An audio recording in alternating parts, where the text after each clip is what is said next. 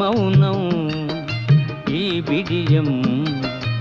ఇదేనా చెలియ కానుక ఈ మౌనం ఈ బిడియం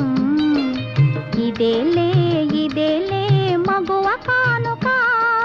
ఈ మౌనం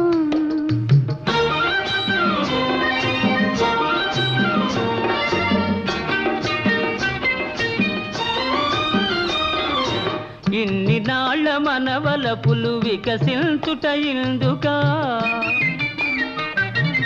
ఇన్ని నాళ్ళ మనవలపులు వికసించుట ఇందుకా